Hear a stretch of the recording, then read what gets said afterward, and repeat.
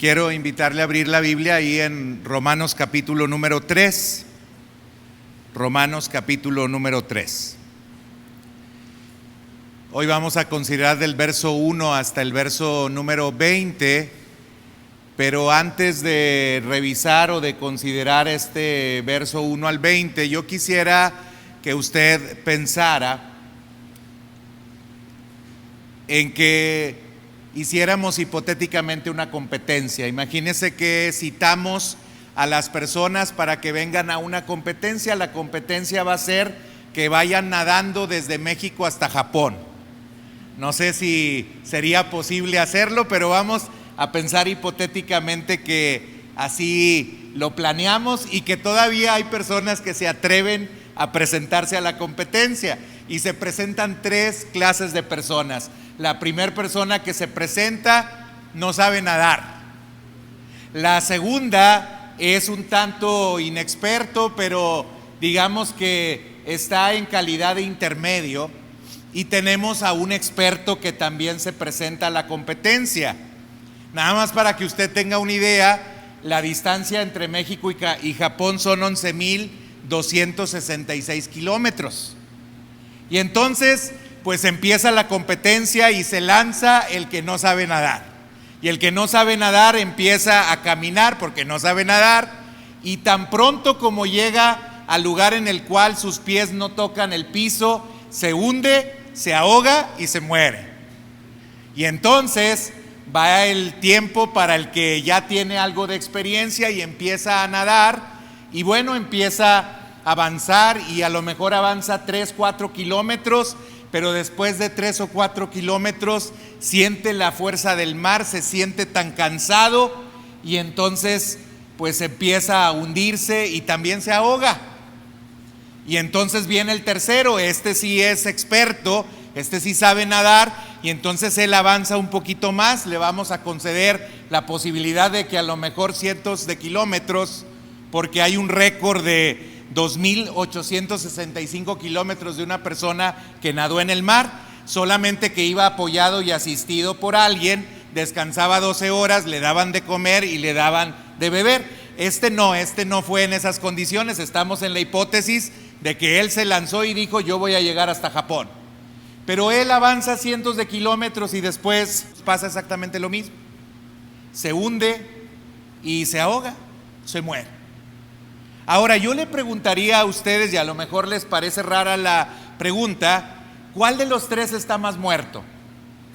El primero, que apenas si dejó de pisar y se hundió y murió. El segundo, que a lo mejor llegó unos cuantos kilómetros más.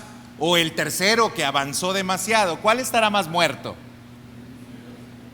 Y a lo mejor ustedes dicen: no, pues están igualmente muertos. O a lo mejor, si consideramos el tiempo, decimos: bueno, el primero está más muerto porque se murió primero.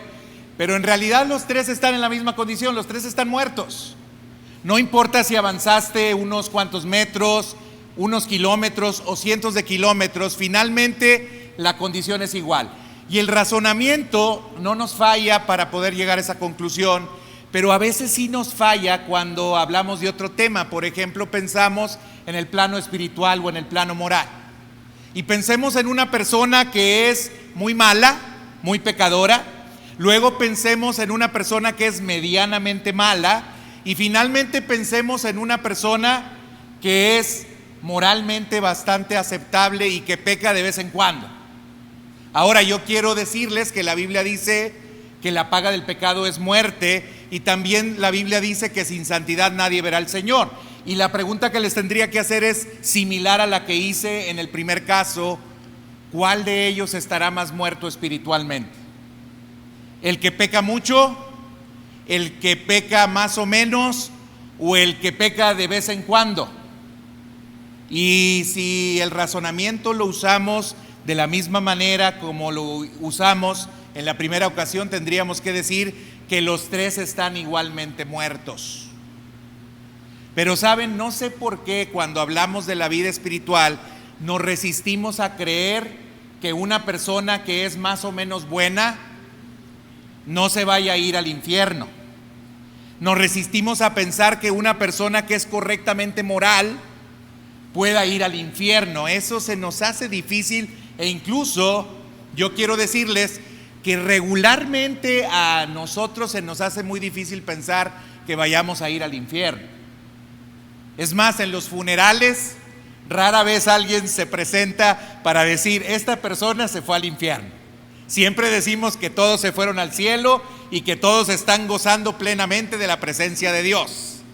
Las probabilidades realmente son mínimas, porque la Biblia dice que el que persevera hasta el fin, ese será salvo, y no muchos perseveran. Pero siempre asumimos que todos vamos a ir al cielo y siempre asumimos que nadie se va a ir al infierno. No sé por qué llegamos a estas conclusiones. Hoy, hermanos, quiero hablarles acerca de la culpabilidad universal del ser humano, presentando un alegato final que el apóstol Pablo presenta en el capítulo número 3 de la carta a los Romanos. Desde el capítulo número 1, el apóstol Pablo ha dicho que los gentiles estaban alejados de Dios, estaban bajo la ira de Dios, y que además, pues obviamente estaban muertos espiritualmente. Esto lo vemos en los versículos 18 hasta el versículo 29 del capítulo número 1 de Romanos. Luego, en el capítulo número 2, el apóstol Pablo centra su mirada en aquellas personas que son muy moralistas y les dice a estos moralistas que ellos igualmente están apartados de Dios y están muertos espiritualmente. Y luego llega a concluir en el capítulo número 2, versículos 17 al 29, diciéndole a los judíos exactamente lo mismo. Y les dice a los judíos: ustedes también, aunque tienen la ley, ustedes también, aunque están circuncidados, ustedes también, aunque son judíos, también igualmente están alejados de Dios. Y en el capítulo 3, entre el versículo 1 al versículo 20, el apóstol Pablo va a dar su alegato final, va a hacer su defensa final y va a decir por qué todos son pecadores, tanto los judíos como los gentiles, como los moralistas, y por qué todos ellos están apartados de Dios. Él llega a este punto y dice: tengo que dar la sentencia final, o tengo que dar mi conclusión final en este juicio, y tengo que defender el por qué yo afirmo que todos están separados de Dios. Y para hacer esto, hermanos, él va a dividir su alegato en dos partes. La primera parte la vamos a ver en el versículo 1 al 8 y la segunda la vamos a ver en el versículo 9 al 20. En el 1 al 8, el apóstol Pablo va a tener que rebatir algunos argumentos que se iban a levantar contra la idea de que los judíos estaban lejos de Dios. De los tres grupos a los cuales se había dirigido, quizás el de los judíos eran los que más difícilmente iban a aceptar que ellos estaban alejados de Dios y que eran pecadores. Y entonces el apóstol Pablo, pensando en este grupo de personas, empieza a utilizar un argumento que se solía utilizar en la filosofía en aquella época, que se conocía como la diatriba. La diatriba consistía en que alguien se anticipaba a los argumentos que un opositor le iba a dar, y entonces, anticipándose a esos argumentos, él rebatía los argumentos que le iban a dar esas personas. Usted sabe que el apóstol Pablo era judío, fariseo de fariseos, hebreo de hebreos, el circuncidado al 8º día, que conocía la ley, y por lo tanto entendía perfectamente la cultura judía y sabía cómo pensaba un judío, y sabía que lo que él había dicho, lo que él había señalado, el judío lo iba a recibir e iba a repelerlo e iba a decir: esto no es cierto, lo que tú acabas de decir no es verdad. Y entonces empieza a pensar en los argumentos que podían darle, y viene la primera objeción que él tiene que rebatir. ¿Cuál es esta primera objeción? Leemos el versículo 1 del capítulo 3. Hay una pregunta, y la pregunta es: ¿qué ventaja tiene pues el judío? ¿O de qué aprovecha la circuncisión?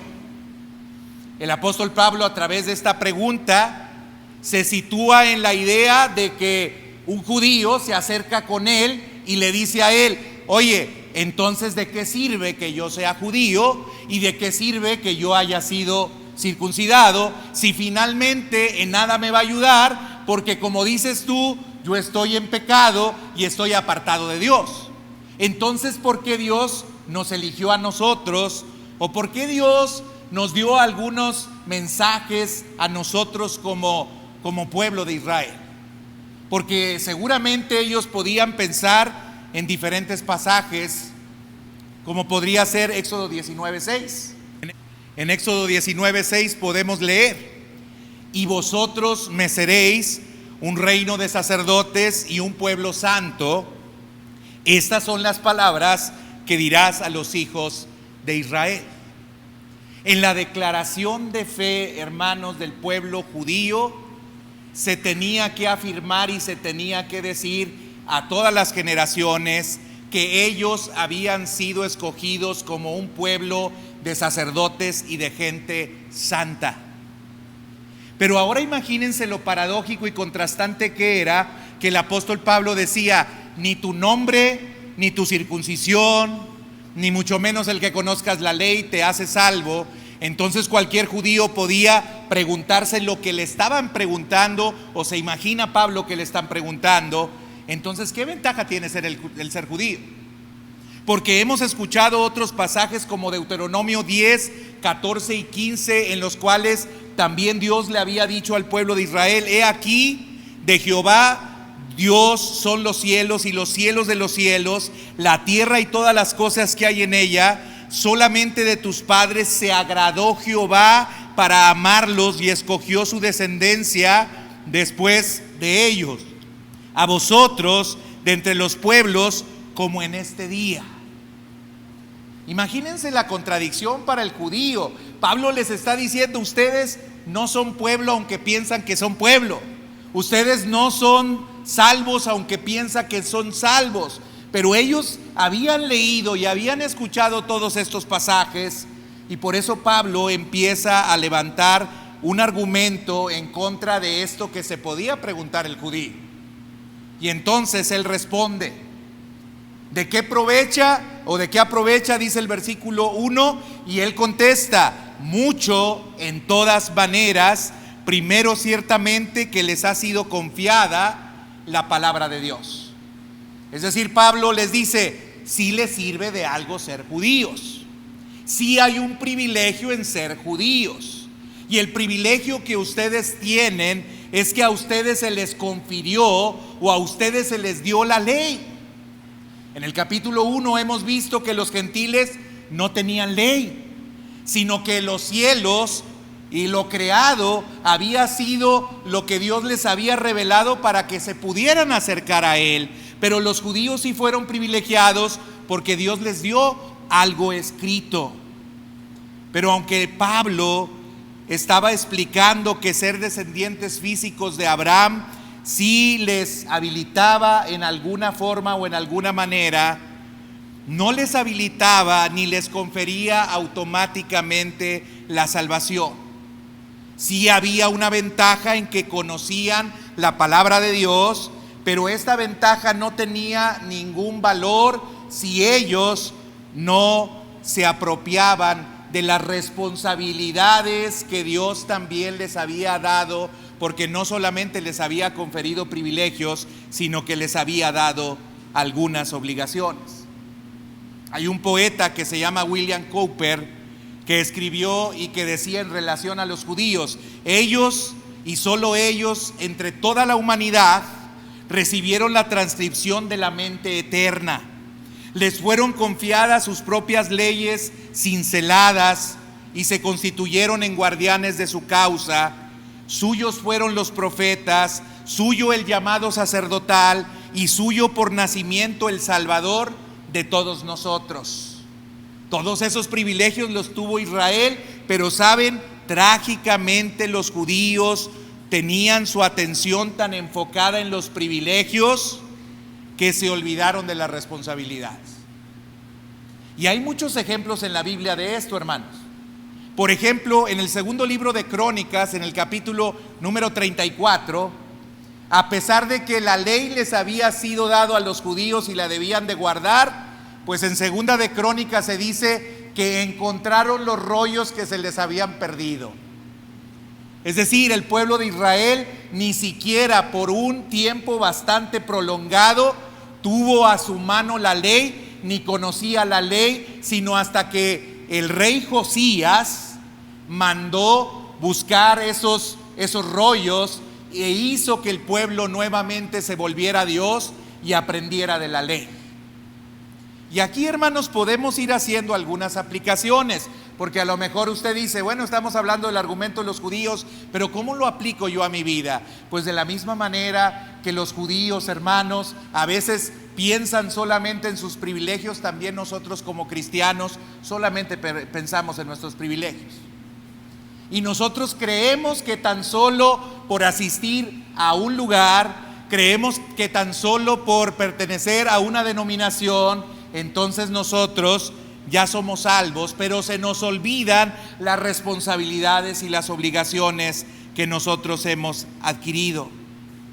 Hermanos, Jesús fue claro incluso en señalar que estas personas no conocían las Escrituras y les llamaba incluso a que escudriñaran las Escrituras porque ellas hablaban de Él y porque en ella podían encontrar la vida eterna. Pero los judíos no entendieron eso y por esa razón entonces ellos asumieron o consideraron que tan solo por ser judíos ellos eran salvos. Les está diciendo el apóstol Pablo, no tienen ese privilegio de tan solo ser salvos porque provienen de Abraham, pero sí tienen un gran privilegio porque a ustedes se les dio a conocer la ley antes que a cualquier otro pueblo u otra nación. La segunda objeción que seguramente le podían hacer a Pablo los judíos era respecto a las promesas de Dios, porque no solamente ellos estaban orgullosos de su herencia o de su nombre como judíos, sino que sabían que en la Biblia habían promesas que se habían dado especialmente en relación a ellos. Y hay otra pregunta que se hace el mismo apóstol Pablo, como si también a él le estuvieran presentando la pregunta, y vemos cómo ahora él dice, pues ¿qué? Si alguno de ellos han sido incrédulos, su incredulidad habrá hecho nula la fidelidad de Dios. Es decir, Pablo ahora piensa en una persona que le dice, ok, está bien, no por ser judíos, entonces nosotros somos salvos. Pero entonces, ahora, si nosotros hemos sido infieles, entonces eso significa que Dios no es fiel y que Dios no va a cumplir sus promesas. Y Pablo nuevamente tiene que hablar y tiene que contestar a estas personas y les tiene que decir de ninguna manera. No piensen que Dios será infiel a sus promesas. Incluso les dice, antes bien, sea Dios veraz y todo hombre mentiroso, como está escrito, para que seas justificado en tus palabras y venzas cuando fueres juzgado. Hermanos, el error de los acusadores de Pablo radicaba en creer que las promesas incondicionales de Dios para la nación de Israel se iban a aplicar a todos los individuos judíos en todos los tiempos y bajo cualquier circunstancia o situación. Pero Pablo les está diciendo, no, de ninguna manera Dios va a faltar a sus promesas. Habrá judíos que serán salvos, habrá judíos que vendrán al conocimiento de Dios, habrá judíos que no se condenarán. Dios cumplirá su promesa para su pueblo Israel, porque Dios lo llamó y Dios lo escogió. Pero también les había dicho anteriormente que no es judío aquel que lo es en carne, sino aquel que lo es en espíritu. Es decir, Dios alcanzaría de la simiente de Abraham a algunas personas y salvaría a algunas personas, pero no solo por el hecho de ser judíos, sino porque ellos habían aceptado la ley de Dios, habían guardado sus mandamientos y sus preceptos y habían seguido al Señor. Así es que Pablo tiene que presentarles esta objeción y tiene que decirles que no estén malinterpretando lo que él ha dicho. Los judíos se podrán salvar, sí, pero no todos. Los judíos se podrán salvar, sí, pero no sin condición, porque tiene que haber una condición de arrepentimiento y fe para que sean salvos, de igual manera que nosotros tenemos condiciones para ser salvos que son exactamente la misma, el arrepentimiento y la fe. Así es que Pablo refuta esta segunda idea que podían presentarle. Y luego viene la tercera objeción. Y en la tercera objeción, entonces, y la voy a leer en otra versión, Palabra de Dios para Todos, para que podamos entender un poquito más el significado de esta objeción. Ahora dice el apóstol Pablo: cuando hacemos lo que es injusto, demostramos lo justo que es Dios. ¿Será posible entonces decir que Dios es injusto cuando nos castiga? Y dice el apóstol Pablo: estoy hablando según la lógica humana. Claro que no. Si Dios fuera injusto, no tendría derecho de juzgar al mundo. Sería lo mismo decir: si comparados con la fidelidad de Dios, mis engaños resultan en honra para Dios, entonces ¿por qué me condena como pecador? También sería como decir: hagamos el mal para que venga el bien. Muchos nos critican y dicen que eso es lo que nosotros enseñamos, lo cual es falso. Con razón Dios los condenará. Ahora, ¿qué está diciendo el apóstol Pablo? Lo que el apóstol Pablo está diciendo es que había personas que decían que Pablo, porque hablaba acerca de la doctrina de la gracia, es decir, que ellos no podían cumplir con la ley por sí mismos, al mostrar esa pecaminosidad, lo único que hacía es que se mostraba la gloria de Dios, o se veía la estatura de Dios, o se veía las características o los atributos de Dios que contrastaban completamente con los atributos del hombre. Es decir, el apóstol Pablo ahora les dice: ¿saben qué? Ningún hombre puede cumplir la ley, ningún hombre puede cumplirle a Dios, ningún hombre se puede parecer a Dios. Dios es infinitamente distinto a todos ustedes.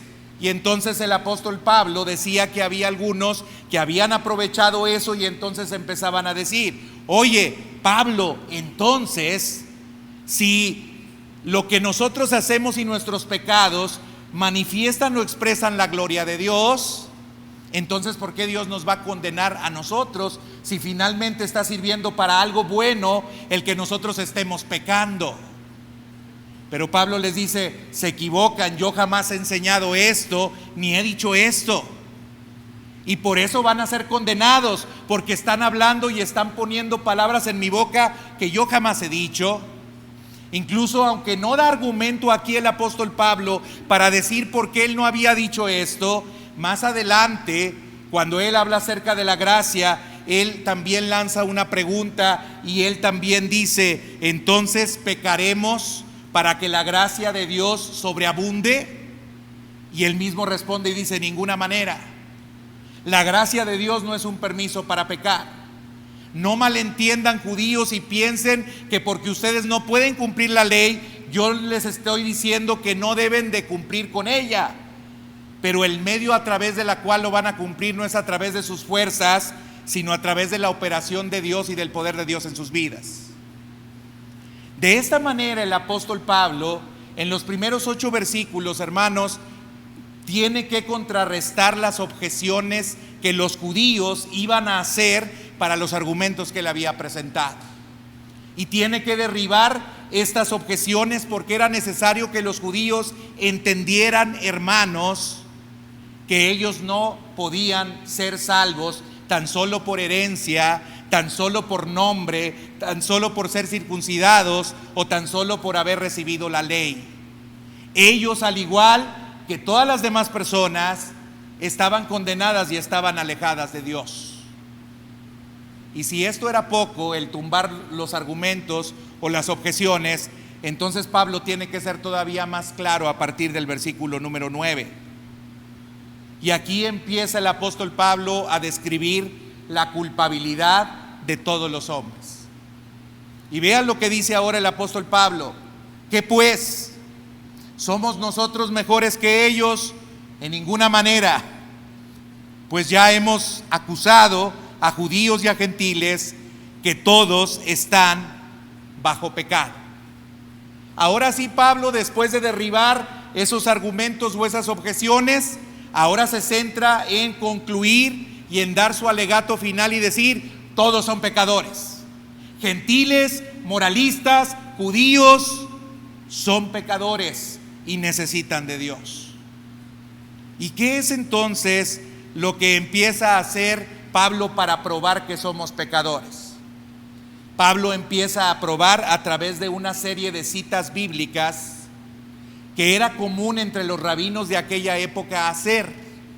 Ellos estaban acostumbrados que cuando querían probar una verdad, lo que hacían era fundamentarlo citando textos bíblicos y decir siempre: escrito está, escrito está, escrito está. Por eso se acuerdan cuando Jesús es probado por Satanás en el desierto. Algo que hizo Jesús era propio de un rabino o de un maestro, porque le responde a Satanás y le dice: escrito está.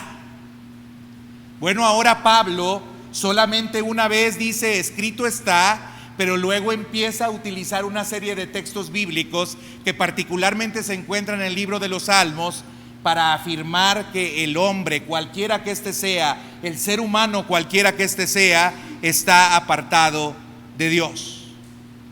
Y va a haber una serie de estrofas que se presentan. La primera estrofa está en los versículos 10 al 12, la segunda en los versículos 13 al 14 y la tercera en los versículos 15 al 18. En la primera estrofa leemos: como está escrito, o escrito está: no hay justo ni aun uno, no hay quien entienda, no hay quien busque a Dios, todos se desviaron a una y se hicieron inútiles, no hay quien haga lo bueno, no hay ni siquiera uno. Ahora yo quiero resaltar algo de aquí, hermanos. Estas citas que aparecen en los versículos 10 al 12 manifiestan por lo menos en 6 ocasiones que no hay, que no hay, que no hay, que no hay.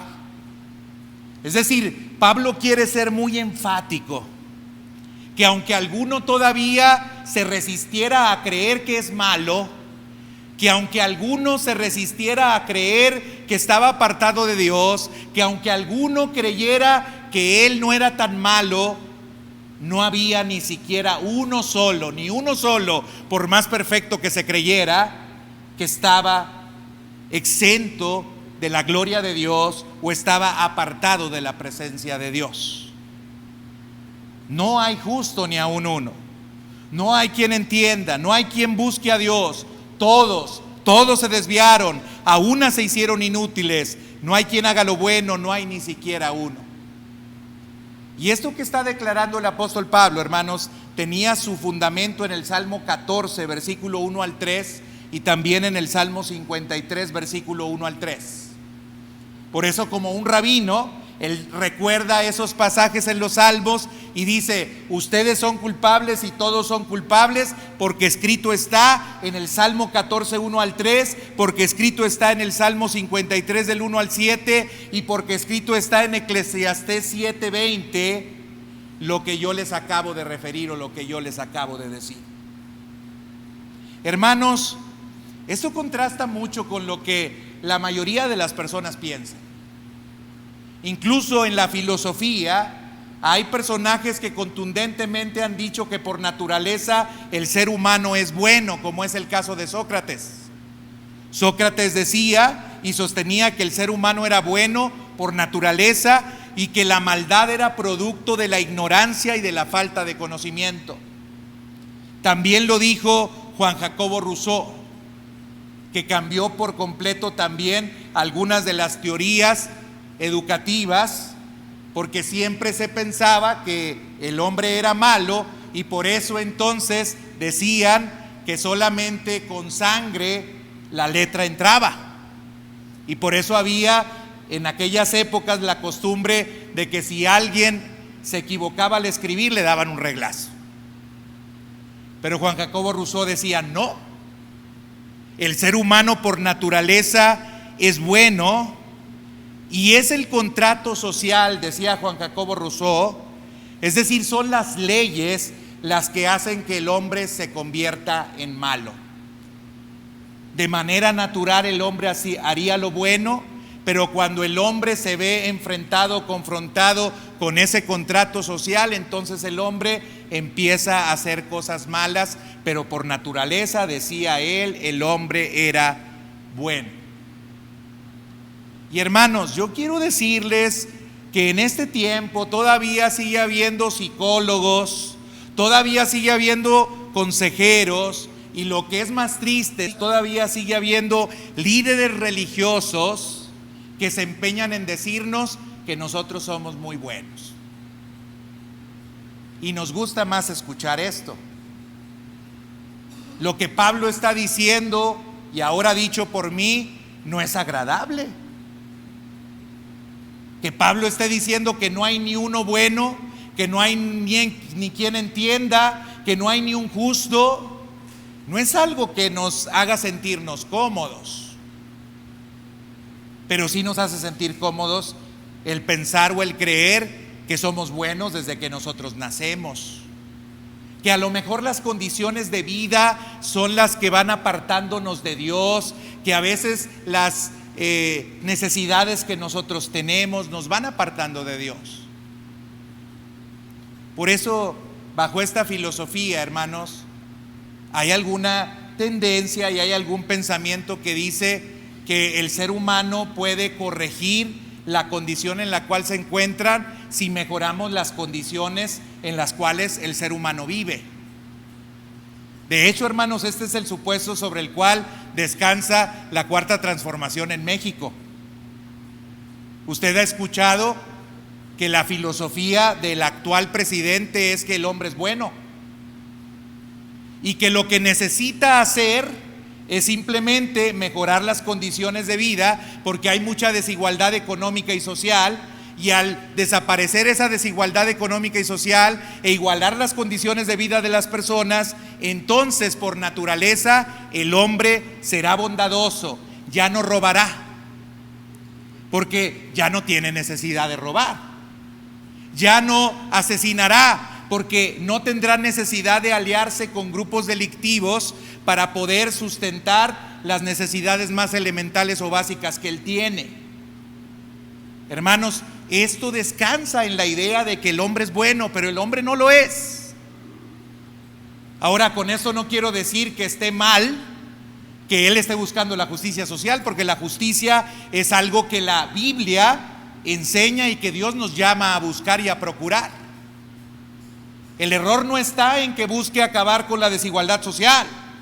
El error no está en que busque mejorar las condiciones de vida de las personas. El error está en pensar que el hombre es bueno y que si mejora esas condiciones de vida, entonces el hombre solamente hará el bien. Hermanos, esto no es cierto. Por eso Pablo está diciendo que no hay quien haga lo bueno. No hay ni siquiera uno. Ahora, no solamente habla acerca de eso Pablo cuando habla acerca del mal en el hombre, sino que habla acerca de que ese carácter corrupto del hombre también se expresa y también se manifiesta a través de lo que el hombre habla. Y fíjense cómo ahora en los versículos 13 y 14, luego de que el apóstol Pablo habló acerca del carácter malo del hombre, ahora habla acerca de cómo ese carácter malo se expresa a través de lo que él habla o a través de lo que él dice. Y ahora él escribe: sepulcro abierto es su garganta, con su lengua engañan, veneno de áspides hay debajo de sus labios, su boca está llena de maldición y de amargura. Qué terrible figura del ser humano tiene el apóstol Pablo. Y la verdad es que muchos de nosotros no sentimos identificarnos con él. Nosotros decimos: no, yo no siempre estoy hablando de cosas malas, yo no siempre estoy hablando con perversidad, Yo no siempre estoy pensando en hacer daño a las personas. Yo no siempre estoy hablando como si fuera una serpiente con veneno. Yo no siempre estoy amarrando navajas. Yo no siempre estoy hablando engaños y fraudes. Yo no siempre estoy haciendo esto. Mi palabra es diferente. Mi lengua es diferente. Pero hermanos, en la misma carta de Santiago, Santiago exhorta al hombre y habla acerca de que el hombre no ha podido domar la lengua. Y que esa lengua, ese miembro tan pequeño, genera muchos males en el mundo. Dice, inflama la rueda de la creación. Y habla acerca de cómo hay veneno también en el habla. Piense usted, hermano, ¿cuántos pleitos tuvo esta semana en su casa con alguien de su familia tan solo porque habló algo que no debió de haber hablado? Tan solo porque dijo algo que no debió de haber dicho.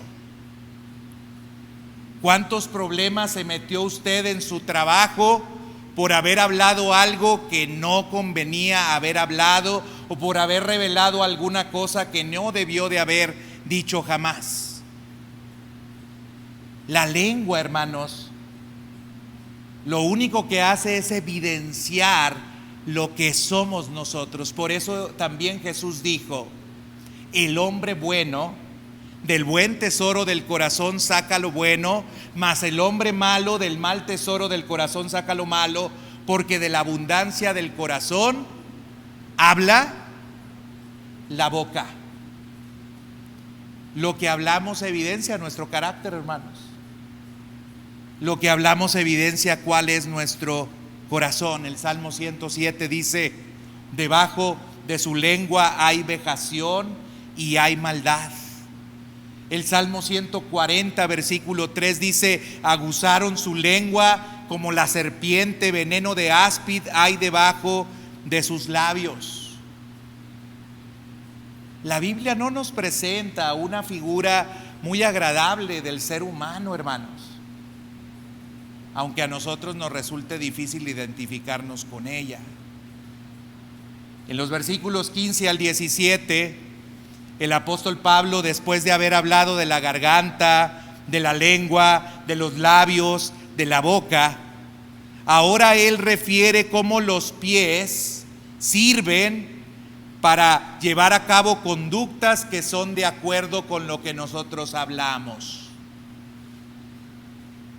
Hay una frase que dice, siembra un pensamiento y cosecharás una acción.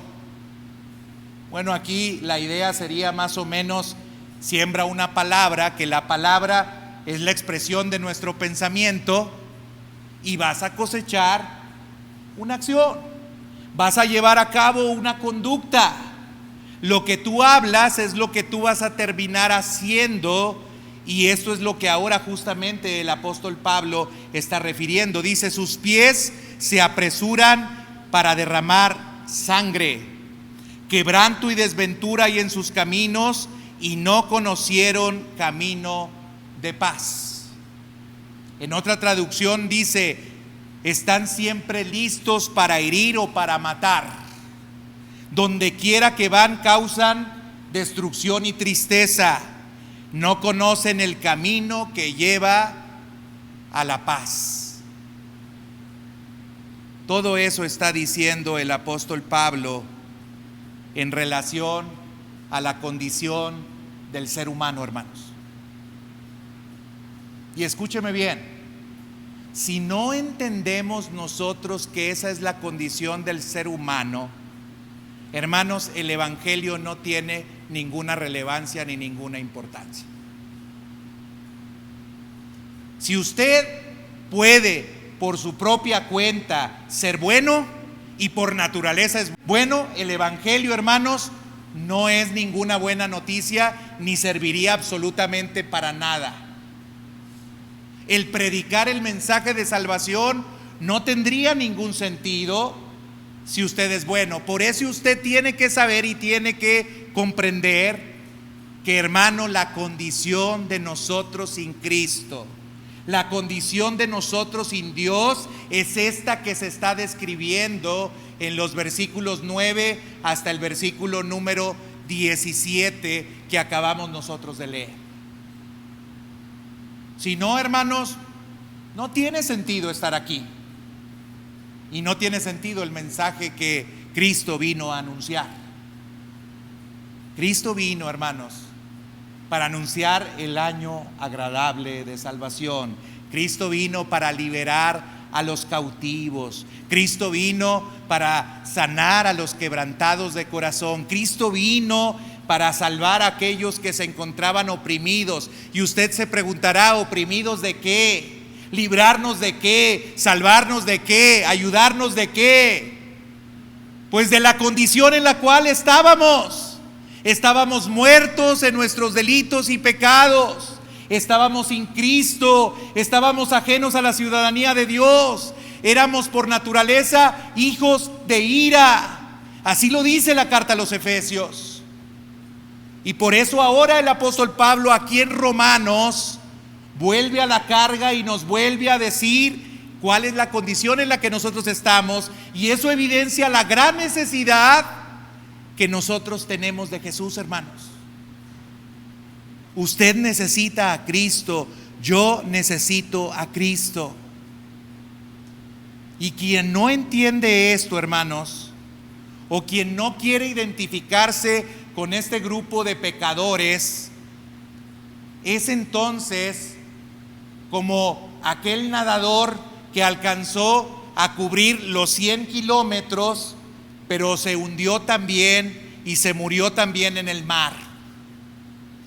Hermano, no importa ni interesa la calidad moral que usted tenga, no importa si usted es más bueno en relación con quién, porque seguramente usted es más bueno que un asesino. Porque seguramente usted es más bueno que un asesino serial. Porque seguramente usted es más bueno que un violador. Porque seguramente usted es más bueno que un corrupto presidente. Seguramente usted es más bueno que todo eso. Pero eso no significa que usted no necesite de Dios. Eso no significa que aunque usted avanzó más kilómetros, no se hundió también y está muerto espiritualmente. Eso no significa que usted logró casi llegar, porque casi llegó pero no llegó, porque lo intentó, porque se esforzó, porque trabajó, porque luchó, porque conoció las leyes morales, porque conoció los mandamientos de Dios, porque conoció todo. Pero al fin y al cabo usted tampoco pudo. No pudo el que caminó unos cuantos metros y sin saber nadar se hundió. No pudo el que avanzó unos cuantos kilómetros y finalmente se hundió y pereció. Y tampoco puede aquel que logra avanzar 100 kilómetros, pero de igual forma se va a terminar por hundir. Hermano, cuando leemos estas características que el apóstol Pablo da, seguramente algunos de nosotros nos excusamos y no nos identificamos con ellas. Pero hermanos, ¿sabe quién es transgresor de la ley? Es transgresor de la ley el que haya fallado a uno solo de los mandamientos de Dios, a uno solo. Hermanos, en el penal no se encuentran personas que cometieron muchos delitos con que hayan cometido uno solo. Están junto con todos los otros que cometieron a lo mejor más de uno, a lo mejor 100 o 200 delitos, pero con que hayas cometido uno solo, eres culpable y eres responsable por ese solo delito que tú cometiste. Así es que, hermano, si tú dices, pues yo nomás soy chismoso, nomás, pues estás alejado de la gloria de Dios y como chismoso no vas a entrar en el reino de los cielos. A lo mejor tú nomás dices, ay pastor, pero si yo nomás soy mentiroso y digo puras mentiras piadosas y de vez en cuando se ocupan. Bueno, hermano, tampoco vas a entrar al reino de los cielos si eres un mentiroso. A lo mejor tú dices, ay pastor, ¿qué tanto es tantito? si nomás robé, pero robé poquito, como aquel gobernante de Nayarit, ¿verdad? Sí robé, pero nomás tantito. Hermano, con tantito que hayas robado, estás apartado de la gloria de Dios. Por eso también la carta a los Romanos dice: por cuanto todos pecaron y están destituidos de la gloria de Dios. Saben, tenemos un problema muy grave en las iglesias, hermanos. Y se los tengo que decir y se los voy a repetir siempre. Tenemos un problema muy grave en las iglesias. Y el problema que tenemos, hermanos, es que creemos que no necesitamos a Dios. Y a lo mejor usted dice: pero pastor, si yo estoy aquí, esta es la prueba de que yo necesito de Dios. No, hermano, la realidad y la verdad es que somos muy parecidos a los judíos que levantaban argumentos en contra de Pablo. La verdad es que nos parecemos más a ellos que a personas que realmente reconocen que necesitan de la gracia de Dios para ser perdonados, para ser salvos y para vivir en libertad. Seguimos haciendo esfuerzos y dando patadas de ahogado. Seguimos confiando en nuestras propias justicias y seguimos confiando en nuestra propia estatura. Creemos que todavía hay oportunidad de enmendarnos y de remediarnos nosotros mismos. Creemos que son unas cuantas cosas estéticas que nada más tenemos que atender y arreglar y ya, y que nosotros lo vamos a hacer, que no falta mucho para que lo logremos, que ya estamos en camino, que ya hemos avanzado, que ya hemos dado pasos, que estamos casi por lograr aquello que nosotros nos establecimos como meta. Pero hermanos, ¿sabes con qué nos comparamos cuando pretendemos ser justos? Nos comparamos con la justicia de Dios. Por eso utilicé esta analogía al principio, hermanos. Para llegar a Japón necesitamos trasladarnos 11,266 kilómetros. Y les hice esa hipótesis: vamos a pensar en un experto, ¿hasta dónde puede llegar? El récord son 2,000 kilómetros y asistidos y ayudados y apoyados, pero no llegaron a Japón. Pero ahora yo le pregunto a usted: ¿y qué le hace creer y pensar que usted solo va a llegar al cielo? ¿Y qué le hace a usted pensar que usted con sus esfuerzos y con sus justicias va a lograr ganarse el cielo? ¿Quién lo engañó? ¿Quién le hizo pensar eso? ¿Quién le hizo creer eso? Ni usted ni yo. Aunque usted sea más experto que yo y aunque usted diga: ay, pastor, es que yo le conozco a usted varias cosas, yo soy mejorcito que usted. A lo mejor usted lo dice porque anda mal, pero yo ando mejor. Bueno, hermano, aunque usted sea el más experimentado, lo que tiene que igualar es la estatura del varón perfecto, la estatura del varón perfecto, la estatura de Cristo. Usted y yo tenemos que ser como Cristo. Levante la mano, ¿quién tiene la estatura de Cristo? Levante la mano y dígame quién llegó. Levante la mano y dígame quién lo ha conseguido. Hermanos, por eso Pablo tiene que usar estos argumentos y tiene que decirles: no hay justo ni aun uno, no hay quien haga lo bueno, todos se desviaron. Así que, hermanos, sencillitos debiéramos de andar. Prohibido en esta iglesia y en cualquier iglesia que se diga cristiana ver a los demás de hombro hacia abajo, porque tú eres igual de pecador que el peor de los pecadores que tú veas a tu lado, porque tú estás igualmente de alejado que aquel que tú piensas que está bien alejado. Porque tú, si no has venido a Cristo, estás igualmente muerto espiritualmente como está muerto espiritualmente aquel que te atreves a juzgar. Hermanos, No es cierto lo que dijo Rousseau, ni es cierto lo que dijo Sócrates,